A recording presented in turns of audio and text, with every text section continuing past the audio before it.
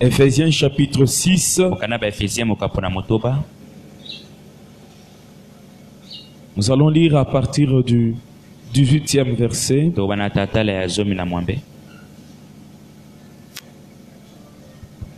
Ouvre ta Bible, bien-aimé. Ephésiens 6.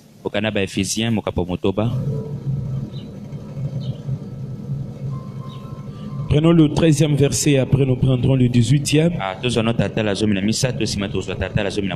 On va même commencer à partir du 12e. 11. Revêtez-vous de toutes les armes de Dieu afin de pouvoir tenir ferme contre le ruse du diable.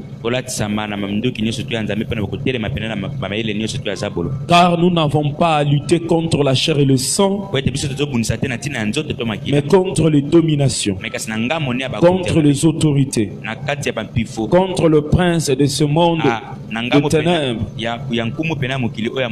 contre les esprits méchants dans les lieux célestes. C'est pourquoi prenez toutes les armes de Dieu afin de pouvoir résister dans le mauvais jour et tenir ferme après avoir tout surmonté. Verset 18e. Faites en tout temps par l'esprit toutes sortes de prières, de supplications. Veillez à cela avec une entière persévérance et priez pour tous les saints. Est-ce qu'on peut reprendre le verset 18e? Si on peut éteindre d'autres micros pour le bruit de fond. Bien. Faites en tout temps, par l'esprit, toutes sortes de prières. En tout temps, toutes sortes de prières. En tout temps, toutes sortes de prières et des supplications. Veillez à cela avec une entière persévérance et priez pour tous les saints. Amen. Amen. Acclamons le Seigneur une fois de plus. Si on peut éteindre d'autres micros, il y a un bruit de fond. C'est éteint? Oh, ça a un bruit là. Amen. Amen. Que Dieu soit béni. Nous pouvons nous asseoir en acclamant une fois de plus le Seigneur.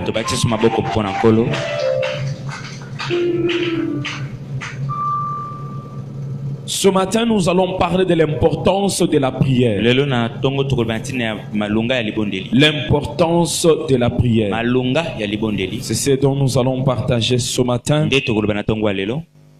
Nous avons lu la parole et nous avons vraiment entendu ce qui est dit dans ce 18e verset. Et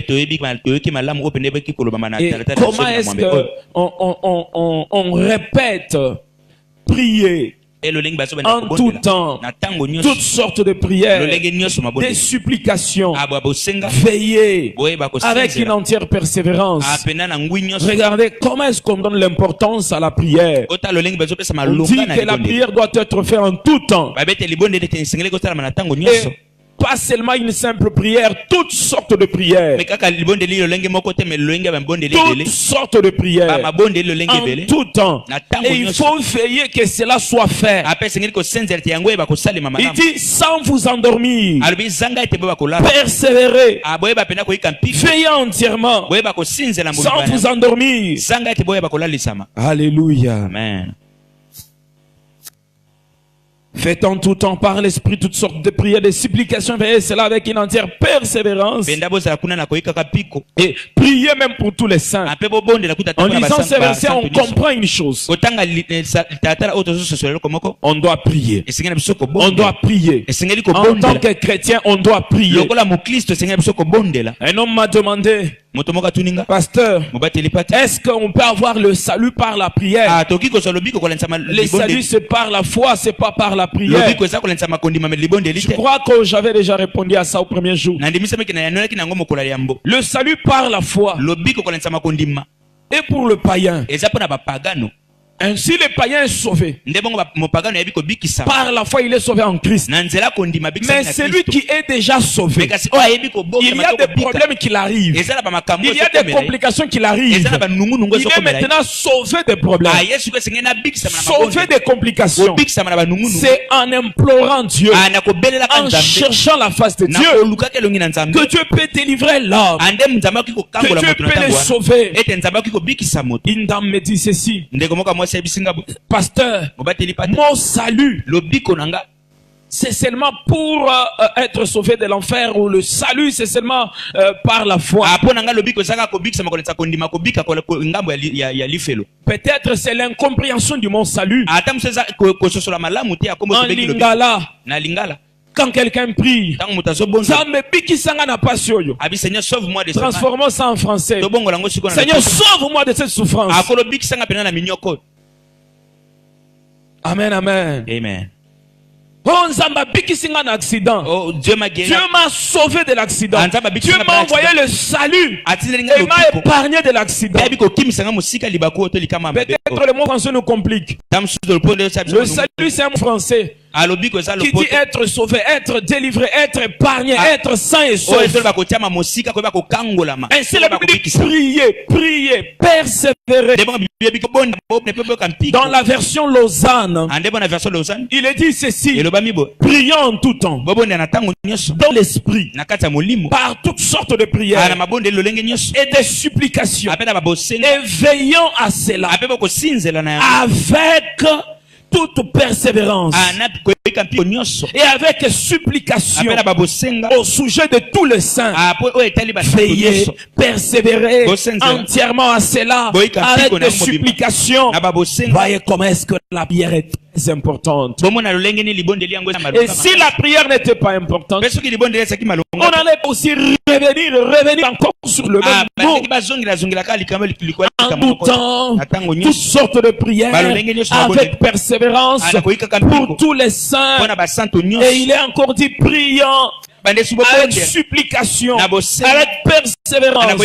Quand on pèse tous ces mots, on voit que la vie du chrétien est une vie livrée à la prière, une vie livrée à la recherche de Dieu. Et la première manière de rechercher Dieu, dans la prière. Dans la prière, on recherche Dieu. On reçoit la force de vaincre le péché dans la prière. On reçoit la force de vaincre l'ennemi dans la prière. Le ciel de Dieu s'ouvre pour nous dans la prière. Oh, que Dieu élève ton niveau de prière ce matin. Que Dieu te donne une soif nouvelle de prière ce matin.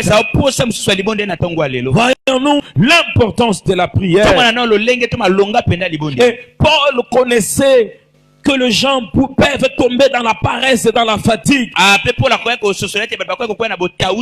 raison pour laquelle dit veillez à cela et persévérer dans la prière. Que Dieu te donne la force de persévérer. Car deux fois lorsqu'on prie, la faiblesse vient. Deux fois lorsqu'on prie, la force nous manque. Deux fois lorsqu'on prie, on est fatigué. Mais que Dieu te donne à persévérer. Quel que soit le temps et les circonstances, que tu persévères dans la prière. Quel que soit les problèmes qui peuvent arriver, que tu continues à chercher la face de Dieu. Un homme de Dieu, il priait pour les enfants de son ami. Et pendant ces enfants-là étaient encore tout petits, Dieu l'avait dit de prier pour leur salut. À peu près 40 ans après, un jour un homme lui demande: comment vont les enfants de ton ami en question, pour lesquels tu priais il y a 40 ans passés? Il lui répondit: je suis en train de prier. Je continue toujours toujours tous les jours afin de prier pour leur salut. 40 ans après, les enfants ne sont pas toujours sauvés, mais ils continuent à prier.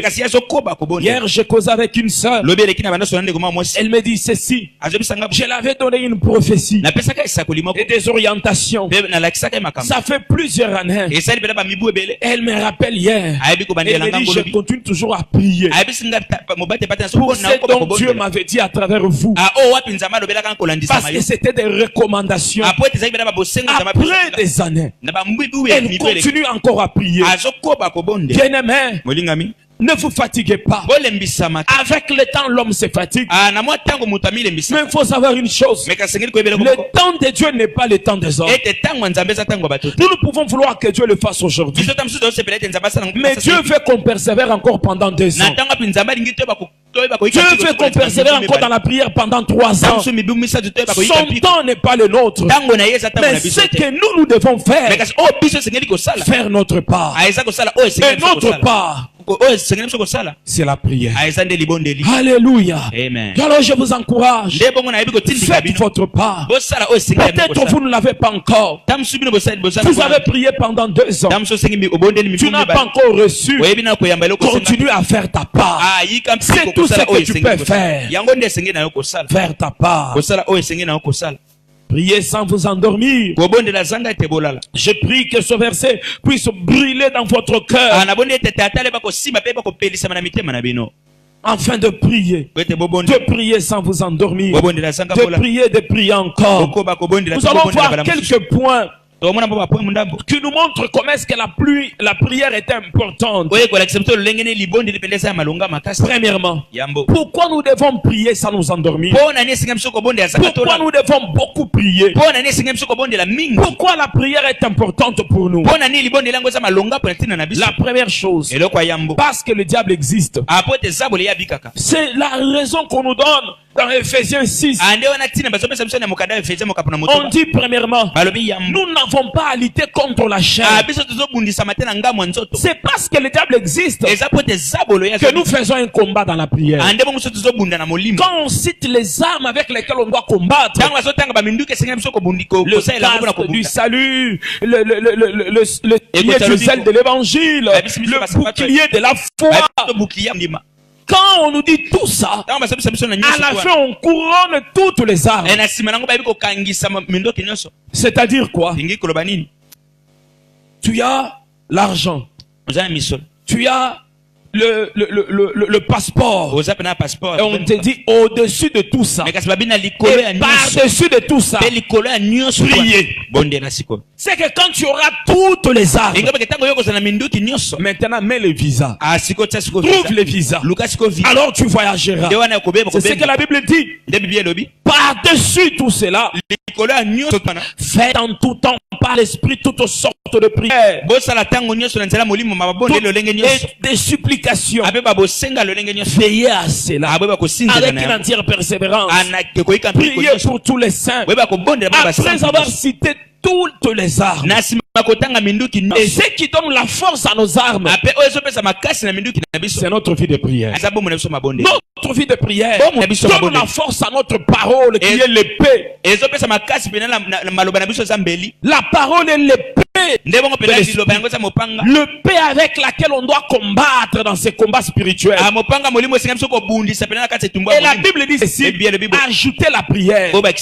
Ainsi, bien-aimé, tu peux avoir la parole, mais si tu n'as pas la vie de prière, ta parole n'aura pas d'impact devant des démons ou des circonstances. Tout le monde peut lire la Bible. Tout le monde peut réciter les versets. Ils vous feront la guerre, ils ne vous vaincront pas. Tout le monde peut le dire.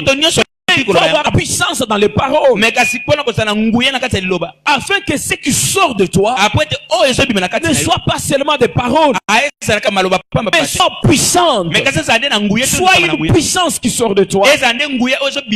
Mais pour que tes paroles soient puissantes, tu dois avoir une vie de prière puissante, et tes paroles seront puissantes. Quand tu parleras, les choses s'effectueront. s'accompleront. Quand tu parleras, le monde des ténèbres tremblera. Quand tu parleras, il y aura des choses qui vont se passer. Le diable est rusé. Le diable est puissant. Il n'accorde aucun repos. La Bible dit ceci. Votre adversaire, le diable, il rôde tout autour de vous. Le diable rôde tout autour de nous. Il rôde tout autour de nos familles. Raison pour laquelle devons nous agenouiller. Prier. Prier. Prier. Afin de résister à l'ennemi.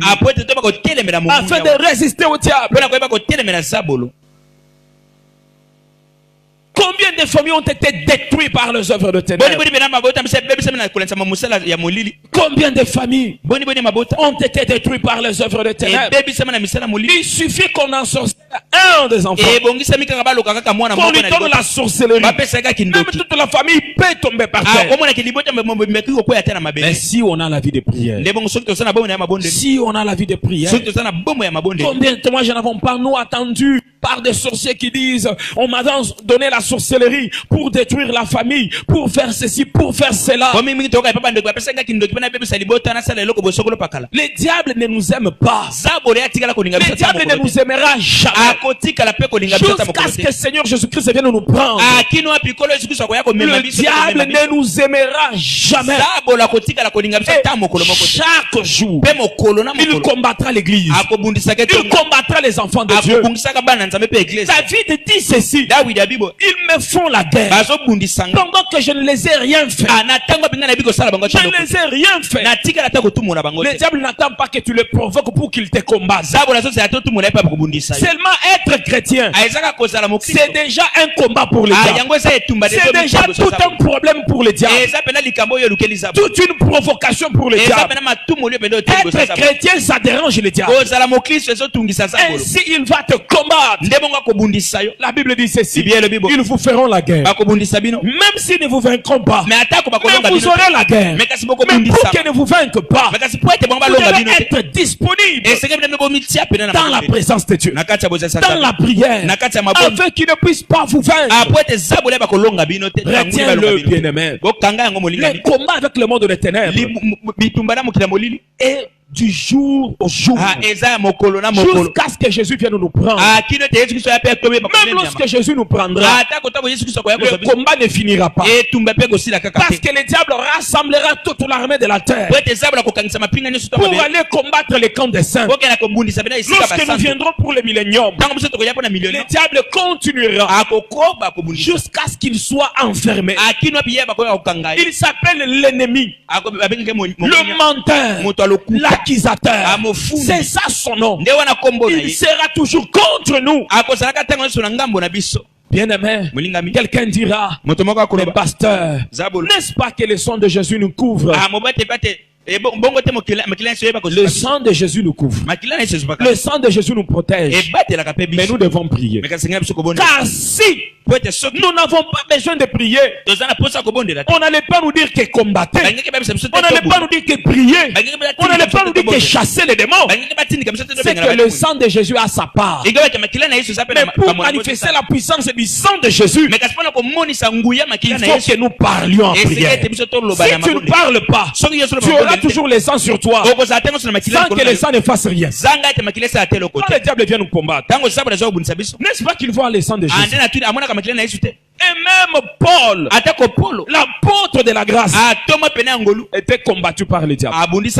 Combattu par le diable. Jusqu'à ce qu'il dise qu'il y a un ange des ténèbres qui m'a mis une écharpe dans le corps. Il avait une douleur dans le corps. Vous voyez ça? Et il dit un ange de ténèbres. Regardons Daniel. Quand il était en train de prier, et quand l'ange vient, l'ange de Dieu, il dit ceci: on m'a résisté. Vous voyez? On m'a résisté par le chef des Perses, ainsi de suite. Donc il y a des esprits méchants dans les lieux célestes qui peuvent même s'opposer à l'exaucement de ta prière. Si Daniel en entrant dans les 21 jours, était sorti au deuxième jour, il n'allait pas avoir l'exaucement à sa prière. C'est au 21e jour, Daniel persévérant dans la prière, persévérant dans la prière. C'est alors qu'au 21e jour, l'ange vient. Bien aimé, persévérez et n'arrêtez pas de prier. Persévérez. Si vous avez demandé et vous n'avez pas encore reçu, la Bible dit demandez jusqu'à ce que votre joie soit parfaite. Aussi longtemps que vous n'avez pas encore reçu, continuez à chercher, continuez à demander. Le diable complotera toujours contre les enfants de Dieu. La Bible dit que nous avons un combat. Et ce combat-là est spirituel. Nous avons un combat spirituel. Ne l'oubliez pas. Quand vous serez au bureau, mettez dans votre tête, nous avons un combat spirituel. Quand vous serez au marché, mettez dans votre tête que le diable et ses agents travaillent contre nous. Ne l'oublions pas. Ne l'oublions pas. Alléluia. Et soyons à nos gardes. Demeurons dans la présence de Dieu. Demeurons dans la prière. Ce n'est pas contre le sang, mais contre les esprits méchants que nous sommes en train de combattre. Et la deuxième raison pour laquelle nous devons prier sans nous relâcher, qui montre encore l'importance de la prière. La prière est le moyen établi par Dieu pour obtenir toutes choses. Toutes choses. Et être secouru. Et même la cause secrète des plusieurs échecs des enfants de Dieu, c'est le manque de prière. Plusieurs enfants de Dieu échouent dans leur vie parce qu'ils ne savent pas prier. Jacques chapitre 4 verset 2, la Bible dit ceci: vous convoitez et vous ne possédez pas, vous êtes meurtriers et enviés et vous ne pouvez pas obtenir. Vous avez des querelles et des luttes et vous ne possédez pas parce que vous ne demandez pas. Un jour je prêchais ça, j'ai dit: bien aimé, vous ne recevez pas parce que vous ne priez pas. Et il se réveille et me dit: non, ne dis pas ça. Nous ne recevons pas parce que nous n'avons pas la foi. Lisez bien ces versets. On dit ceci: vous demandez, vous ne recevez pas. Vous avez des querelles. Vous avez des querelles de convoitise, mais vous ne recevez pas. Avant d'aller même à vous demander, vous convoitez. Vous ne possédez pas. Vous êtes meurtrier et envié. Vous ne pouvez pas obtenir. Vous avez des querelles et des luttes et vous ne possédez pas. On dit pourquoi? Parce que vous ne demandez pas. On met point. C'est français.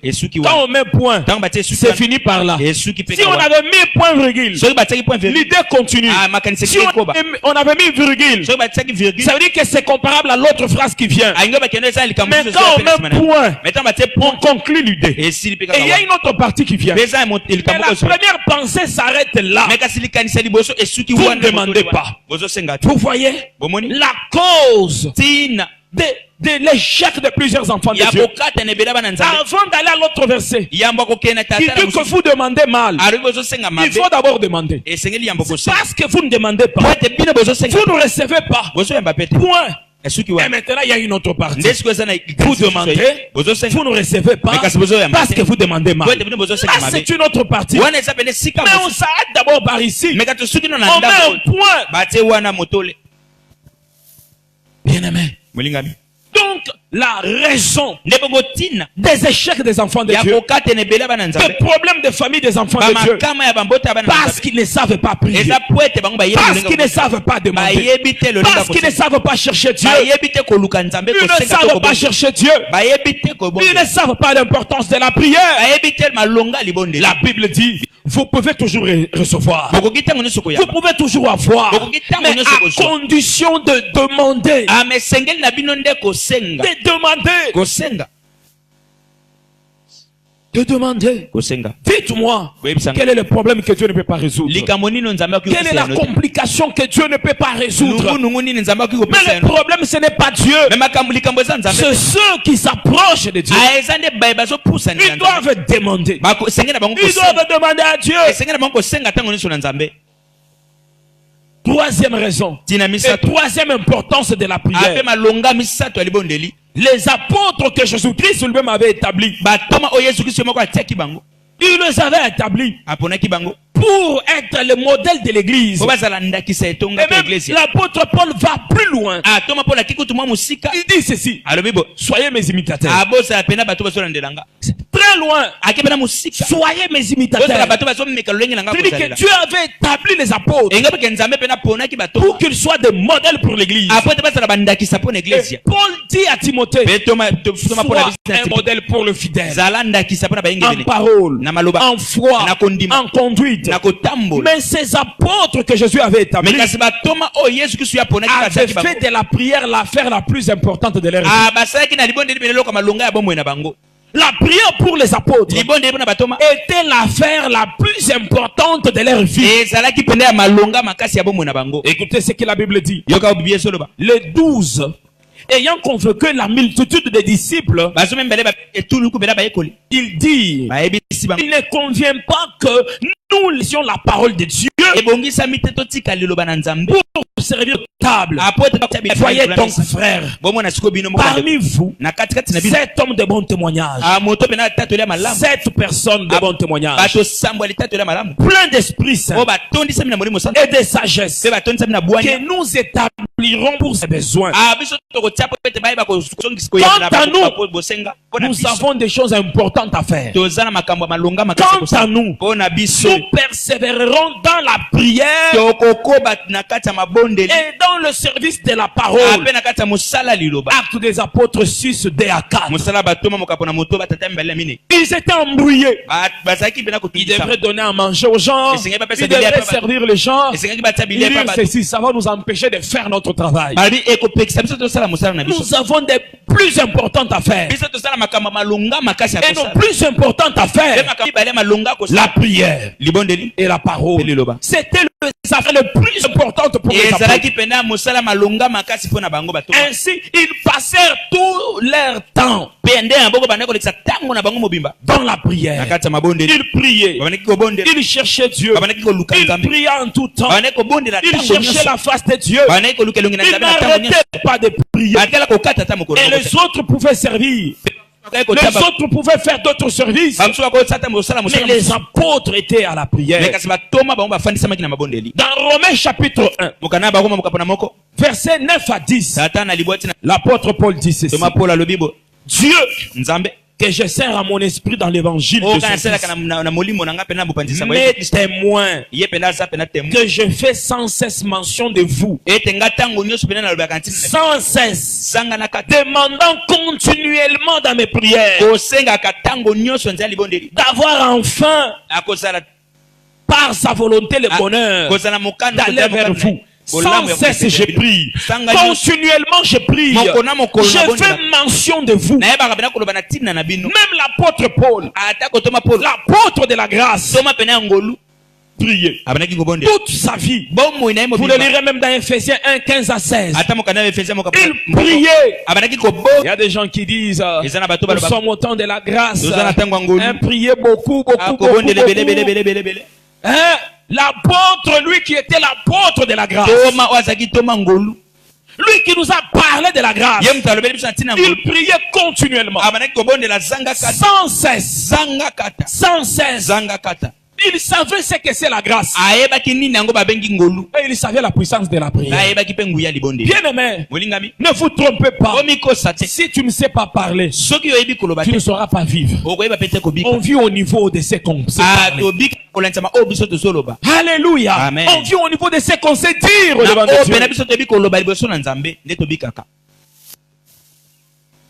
Oh, ma prière encore ce matin. Que Dieu vous donne des genoux à terre. Et que Dieu vous révèle l'importance de la prière. Voyons une quatrième raison. Une importance de la prière. La prière a occupé une place de plan. Et jouer un rôle important dans la vie terrestre de Jésus. Jésus de Nazareth. Dans Marc chapitre 1 verset 35. La Bible dit ceci. Pendant qu'il faisait encore sombre, Jésus priait. Il allait prier. Dans Luc chapitre 6 verset 12. La Bible dit ceci. Jésus-Christ passa toute la nuit en prière. Jésus. Lui qui avait l'onction. Son nom disait déjà les oins. Car Jésus-Christ veut dire oin sauveur. Il était oin. Et c'était son nom.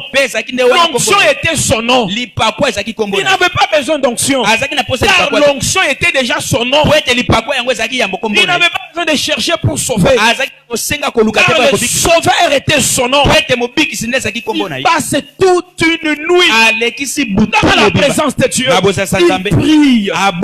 Dieu prie Dieu. Dieu prie Dieu.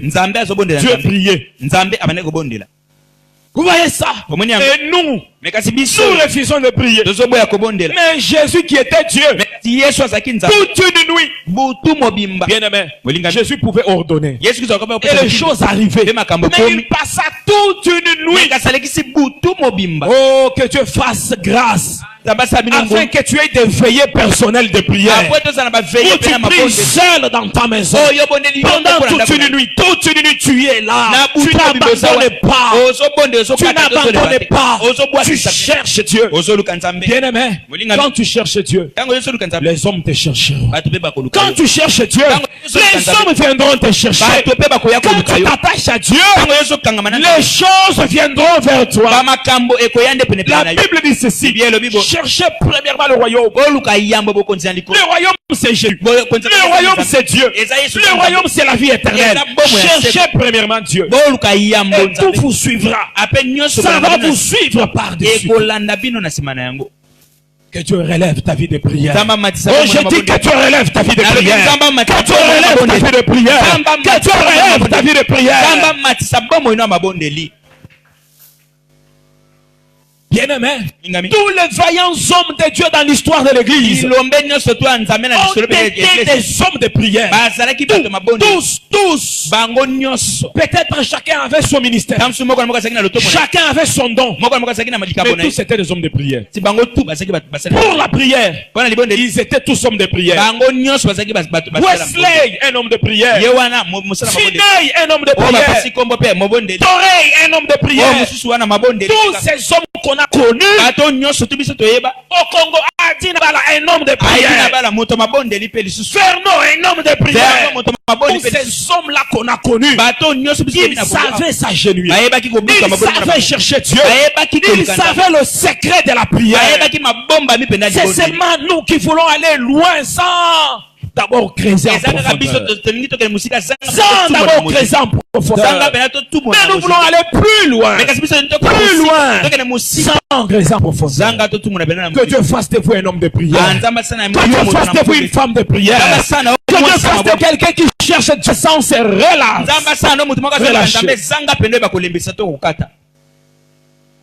Alléluia. Amen. Et même David disait ceci: je suis dans la joie. Lorsqu'on me dit allons dans la maison de Dieu, il était dans la joie. Ça lui faisait du bien. Quand tu l'entrais dans la présence de Dieu, ça lui faisait du bien. Une cinquième raison. Une cinquième importance de la prière. Pas seulement que la prière était une partie importante dans la vie de Jésus-Christ terrestre. Jésus est allé au ciel. Et la prière et tout ce que Jésus fait maintenant au ciel. Oh. Alléluia. Amen. Hébreux chapitre 7, verset 25. La Bible dit ceci. C'est aussi pour cela qu'il peut sauver parfaitement ceux qui s'approchent de Dieu par lui, étant toujours vivant. C'est-à-dire que c'était après la mort. On peut dire qu'étant toujours vivant. Car si tu es vivant, on ne dira pas qu'étant toujours vivant. C'est supposé qu'il y a eu un événement qui s'est passé, étant toujours vivant, pour intercéder en leur faveur. Jusqu'aujourd'hui, Dieu intercède pour nous, pour notre salut, pour notre délivrance. Jusqu'aujourd'hui, la Bible dit ceci. Nous avons un avocat auprès du Père. Et qu'est-ce que l'avocat fait? Il intercède en notre faveur. Deuxièmement, le Saint-Esprit. La Bible dit ceci. Nous ne savons pas comment prier. Mais le Saint-Esprit de Dieu, il prie avec des soupirs inexprimables. Le Saint-Esprit prie. Jésus prie. Mais ils sont Dieu, mais ils prient. Il prie pour nous. Pour nous, il prie. Et alors nous, si Jésus continue à prier, et alors nous, peut-être au ciel Jésus gêne aussi. Alléluia. Amen. Peut-être qu'il gêne aussi au ciel. Et alors nous, Jésus continue à prier pour nous. Des fois, quand quelque chose de malheur vient nous arriver, il ne regarde pas la louange des anges. Il gêne de la louange. Il met la louange à côté. Il se fixe sur nous. Il intercède pour nous. Oh, je voudrais vous dire une chose. Quand on a un ami dont on sait il prie pour nous, ça fait beaucoup de joie. Mais je voudrais vous dire, nous n'avons pas seulement un ami. Car un ami physique peut dormir. Pendant que toi tu crois, camarade, de la ponanga. Yes. Oui. Même moi, des fois, je dors. Tu peux me donner une requête. Pasteur, prie pour moi. Je commence seulement, Seigneur. Le sommeil m'emporte. Je peux oublier ta requête. Je peux dormir. Je peux oublier. Je suis un homme. Mais je suis le bon. Il n'oublie pas nos requêtes. Il ne dort pas. La Bible dit il ne dort pas. Il ne somnole pas. Il est là en tout temps. Père, délivre-le. Père, délivre-le. Père, délivre-le. Oh, Jésus est un bon associé. Engage-toi ensemble avec Jésus. Engage-toi ensemble avec Jésus. Et il faut le savoir. Tout le temps que tu pries, Jésus est avec toi. Pendant que tu intercèdes, Jésus est avec toi. Pendant que tu fais des pétitions, Jésus est avec toi. Pendant que tu demandes, Jésus est avec toi. Car il prie toujours. Alléluia. Amen. Sixième raison importante. La prière est le moyen établi par Dieu pour nous permettre, premièrement, d'obtenir miséricorde. Deuxièmement, de trouver grâce. Troisièmement, d'être secouru. Trois choses. Écoutez, quand tu trouves miséricorde dans mes yeux, je peux te donner ce dont même tu ne peux pas imaginer. Deuxièmement, quand tu trouves grâce à mes yeux, je peux te bénir d'une manière dont tu t'attends. Troisièmement, quand je viens te secourir, je me mets dans ton combat. Tes ennemis deviennent mes ennemis. Tes problèmes deviennent mes problèmes. Oh bien aimé, par la prière, nos problèmes deviennent les problèmes de Dieu. Par la prière, le Seigneur nous fait grâce. Il pardonne nos péchés. Il nous lave par son sang. Et il vient combattre à notre place. Hébreux 4:16. Approchons-nous donc.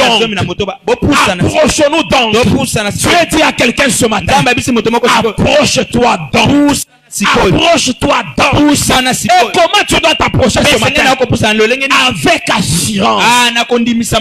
Si on n'a pas l'assurance, on doute. Est-ce qu'il va me secourir? Est-ce qu'il me fera grâce? Ce matin, Dieu dit ceci. La grâce est disponible. Le secours est disponible. viens avec assurance. Papa va m'entendre. Papa va m'exaucer. Papa va me toucher. Papa va me transporter.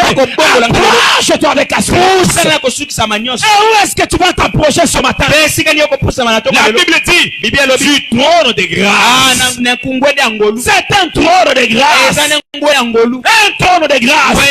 Tu ne t'approches pas du trône de grâce pour manquer la grâce. Non, pour être secouru. Mais avant d'être secouru, parce que si je viens te secourir et je trouve que tu m'avais injurié, mais avant que Dieu secourisse ses enfants, avant que Dieu nous secourisse, il sait que nous avons des imperfections, il sait que nous avons des péchés.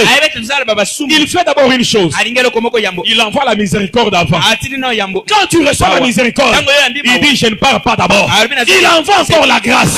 Quand tu reçois la grâce, alors il vient te secourir. Et quand ton péché dit j'ai péché, ne me secours pas, il ne répond au péché.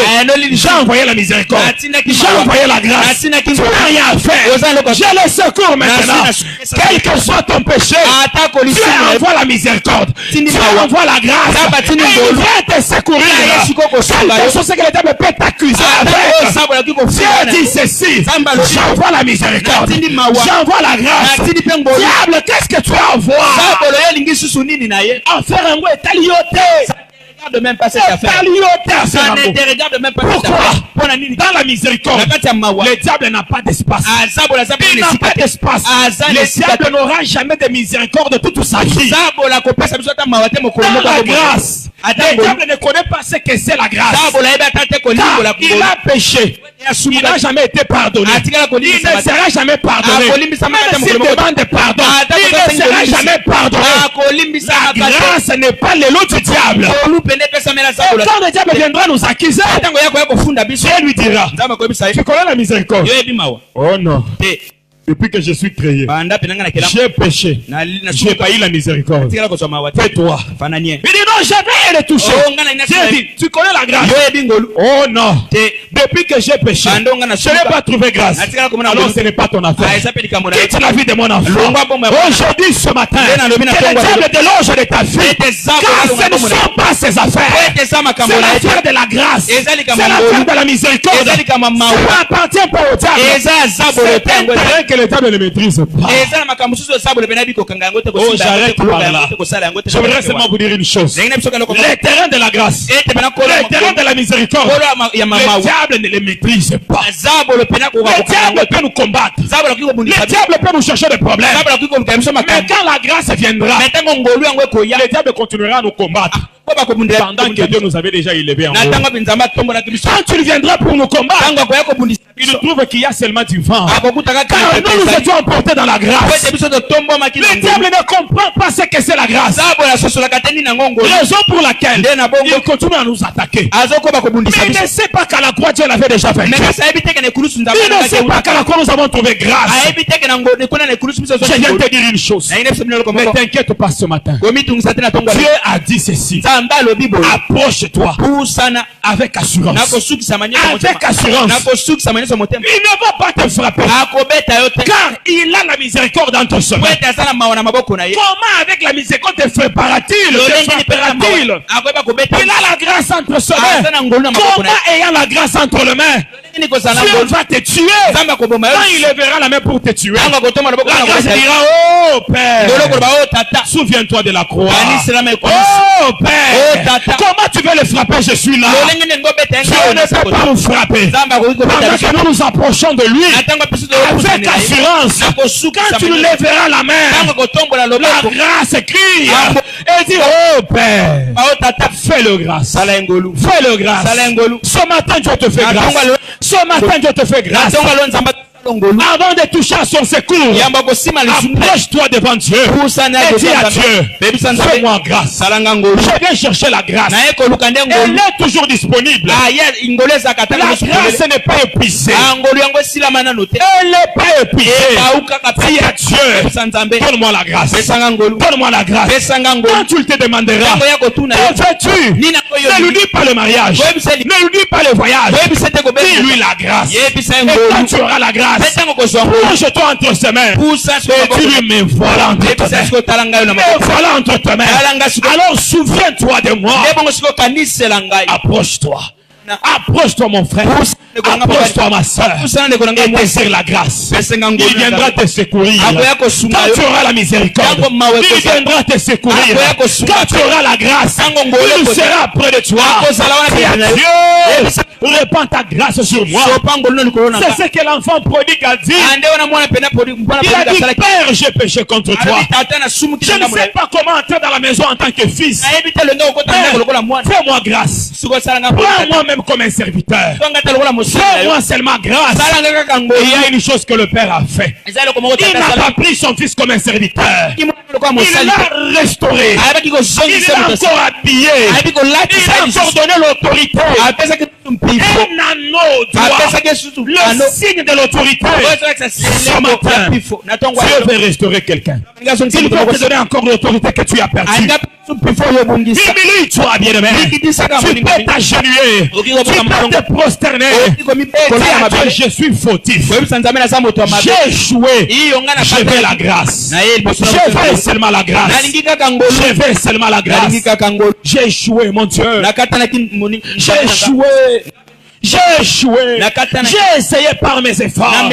Ça n'a pas tenu. Je cherche la grâce. Je cherche la grâce. Est-ce que quelqu'un peut chercher Dieu? Est-ce que quelqu'un peut se prosterner et s'humilier, dire à Dieu, je ne viens pas comme un fils, mais je viens comme un commandeur de grâce. Je viens commander la grâce. Je viens chercher la grâce. Je ne viens pas comme ayant droit. Non, je viens comme celui qui a perdu tout le droit. Entends ma prière ce matin. Fais-moi grâce, Père. Entends ma prière ce matin. Fais-moi grâce, Père. Lève ta voix, bien-aimé. Et parle à Dieu. Parle à Dieu. Parle à Dieu. Parle à Dieu. Parle à Dieu. Reconnais tes péchés. Reconnais ton infidélité. Reconnais que tu as dirigé ça et là tes pas. Reviens vers lui ce matin. Dis à Dieu, je reviens à toi. Je reviens à toi. Peut-être si je pars auprès d'un homme, l'homme me chassera. L'homme ne m'acceptera pas. Mais je viens auprès de Dieu. Je viens auprès de Dieu. Je sais une chose. Tu ne m'abandonneras pas. Tu ne me délaisseras pas. Tu ne m'abandonneras pas. Tu ne me délaisseras pas. Tu ne m'abandonneras pas. Tu ne me délaisseras pas. Tu ne m'abandonneras pas.